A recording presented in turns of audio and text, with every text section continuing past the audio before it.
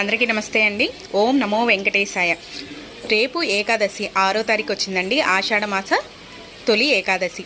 విష్ణు సహస్రనామ పారాయణం చేయాలి. విష్ణు భగవతాన్ని పాటించడం చేయాలి. మరుసటి రోజు అంటే ద్వాదశి నాడు సమీపంలో ఉన్న దేవాలయానికి వెళ్ళి ఉపవాస దీక్షను విరమించాలి. ఈ తొలి ఏకాదశి రోజున ఆవును పూజిస్తే విశేష ఫలితాలు కలుగుతాయని పండితులు చెప్తున్నారు.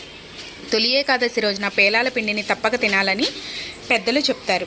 పేలాలు పితృదేవతలకు ఎంతో ఇష్టమట. అలాగే ఈ కాలంలో వాతావరణ పరిస్థితులు కూడా మార్పులు వస్తాయి కాబట్టి శరీరానికి పేలాల పిండి వేడిని కలగజేస్తూ కనుక ఏకాదశి రోజున ఆలయాల్లో పేలాల పిండిని ప్రసాదంగా పంచడం ఆనవాయితీగా ఇప్పటికీ వస్తుంది. తొలి ఏకాదశి రోజున ఈ పూజ చేసుకొని పేలాల పిండి స్వామివారికి నైవేద్యంగా పెట్టి ఇలా చేస్తుంటే 60,000 సంవత్సరాలు తపస్సు చేసినంత పుణ్యం లభిస్తుందండి. మనం ఉపవాస దీక్షను కూడా చేసుకొని చక్కగా జాగరణ చేస్తే మోక్షం కూడా పొందుతారని పండితులు వివరిస్తున్నారు.